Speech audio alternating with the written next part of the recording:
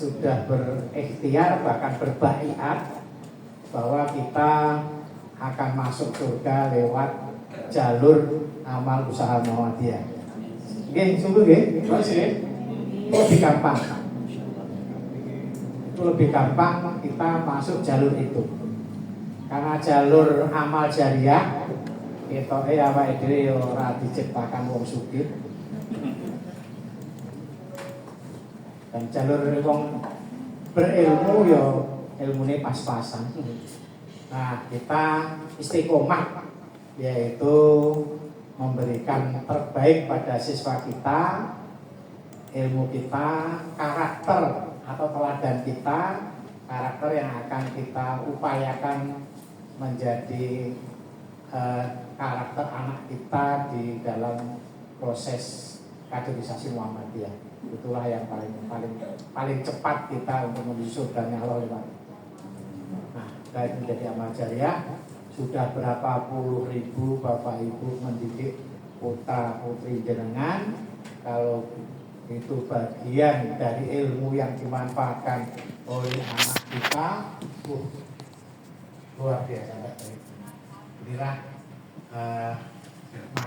apa kaitannya guru atau tugas kita di amal usaha. Mengapa sekolah dikatakan amal usaha? Karena di sana bukan hanya sekedar mengajar, belajar, di situ adalah kita beramal soleh. Kita punya ilmu sedikit, kita dapatkan dari kuliah, kita gunakan untuk beramal.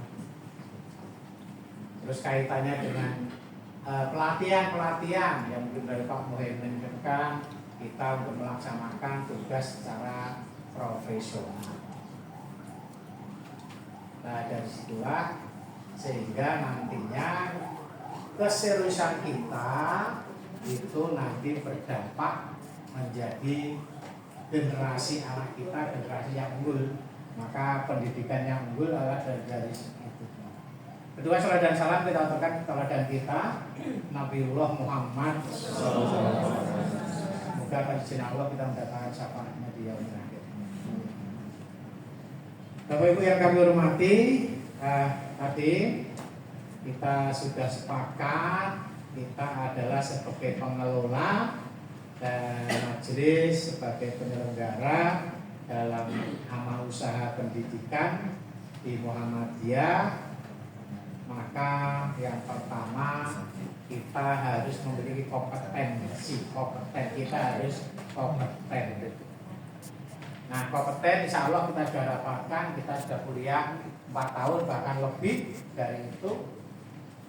Dari kompeten yang telah kita cari, kita ambil dari kuliah, maka kita terapkan kompetensi itu untuk mendidik, memberikan pengajaran, membimbing, mengarahkan, dan juga menjadi teladan bagi anak-anak kita.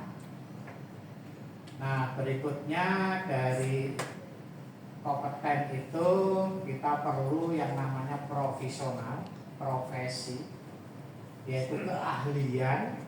Keahlian itu kita dapatkan dari mana saja, mungkin dari Pak Muhaimin yang beliau motivator, gitu kan, itu bisa dijadikan penempatan profesi sehingga kita lebih cepat, lebih cerdas kaitannya dengan pengelolaan. Nah, ini profesionalnya semacam. Nah, sebagaimana majelis jasmen sebagai penyelenggara harus menyelenggarakan pendidikan yang baik, yang utuh, yang sesuai kaidah di Muhammadiyah. Itu kaitannya dengan penyelenggaraan. Nah, juga kepala sekolah ini adalah juga sebagai pengelola, maka harus mengelola pendidikan atau amal usaha Muhammadiyah sebagaimana kaidah di Muhammadiyah. Dan tidak boleh tumpang tindih. Kepala sekolah sebagai penyelenggara itu tidak pas, karena penyelenggara pemiliknya, ownernya itu adalah persyarikatan untuk SD, SMP, cabang pun juga ikut membantu, mendampingi, menyelenggarakan. macam itu. Nah, berikutnya juga karena kalau nanti ada tumpang tindih, maka ada banyak kepentingan, bahkan kadang-kadang yang tidak baik itu adalah sampai kepentingan pribadi masuk di kaitannya dengan penyelenggaraan. Inilah yang perlu didalami, ya. Memang karena itu aku bertanggung jawab dan sekolahku apik. Biasa gitu. Dulu saya begitu, pokoknya kudu apik. Ini kadang-kadang terus, itu Pak. Kadang-kadang terus majelis PCM percaya pada kita sehingga kita melakukan anak sing milik gitu. Dulu saya begitu. Nah, maka dari itu harus ada sinergi lah, profesional tadi harus ada sinergi dari cabang, dari kepala sekolah, dari kurikulum, dari bendahara. Maka harus kerja secara profesional, di mana bendahara sebagai pemegang finansial maka juga harus profesional dalam penyelenggaraannya agar sekolah itu menjadi mandiri. Juga maka kurikulum juga mengatur kurikulum biar kurikulum sebagai visi misinya nanti akan tercapai. Inilah yang kita cobakan semacam. Nah, dari setelah kompeten profesional harus mandiri. Mandiri artinya ada kemampuan untuk berdiri sendiri dalam pengelolaan sekolah. Kalau kemandirian, maka cabang pun juga ikut mencoba memperkuat agar sekolah itu mandiri dalam mengurusi dirinya, dan sehingga nanti kemandirian itu bisa menjadikan sejahtera bagi stakeholder, bapak, ibu guru, karyawan di sana.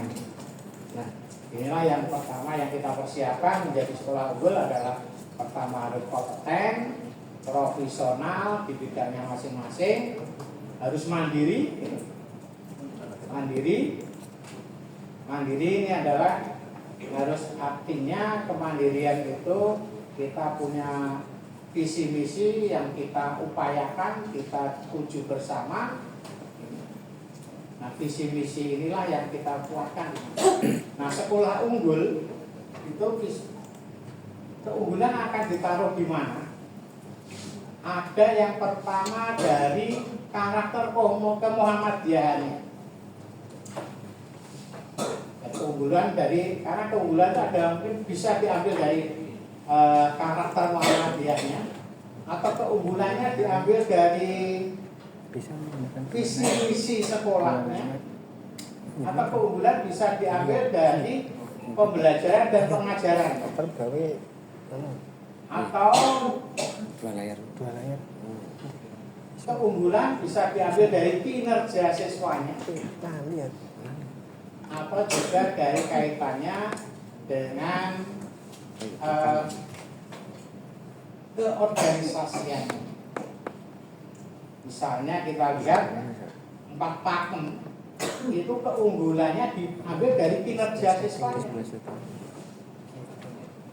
Kinerjanya siswa bagus sehingga ASPD-nya bagus, maka itu menjadi keunggulannya. Sekolahnya podo sekolah negeri, gurunya ya sama. Nah, inilah keunggulan. Kita mencoba keunggulannya dari mana yang kita mampu secara profesional, secara mandiri di situ. Maka ada sekolah Muhammadiyah mengambil karakter Muhammadiyahnya hanya tahfidz, tahsin. Nah, ternyata juga bisa menjadi keunggulan. Kalau bisa sampai keunggulan 5-5-nya kita ambil. Karakter Muhammadiyahnya dapat, visi misinya kena, pembelajaran pengajaran kena, etos organisasi sekolah kena, juga manajemen dan organisasi sekolah dapat, juga termasuk kinerja siswa. Kalau bisa 5-5-nya itu. Tapi kalau kita di dalam dunia pendidikan bisa mengambil mana yang menjadi prioritas sehingga kita mendapatkan siswa yang atau PPDB-nya aman atau terpenuhi yang pokoknya itu. Nah, itulah yang perlu dikaji Bapak Ibu, maka mana yang harus dengan prioritaskan. Kalau bisa lima-limanya, kalau enggak ya mana yang prioritaskan biar menjadi daya tarik keunggulannya sehingga PPDB-nya itu bagus. Nah, kalau PPDB bagus, maka harapannya sejahtera. Maka kemandirian kesejahteraan harapannya nanti cabang bisa mensinergikan antara semua sekolah. Karena kalau kita mandiri sendiri-sendiri kayaknya dengan murid 200 itu ya abot. Tapi kalau mandiri dengan murid 1000 ya sampai berbulan-bulan turah ya. Itu semacam itu.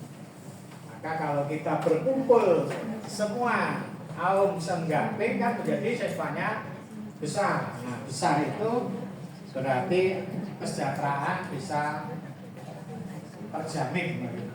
Amin. Jadi nggak enak wah di sekolah kecil bayar sidik, sekolah gede bayar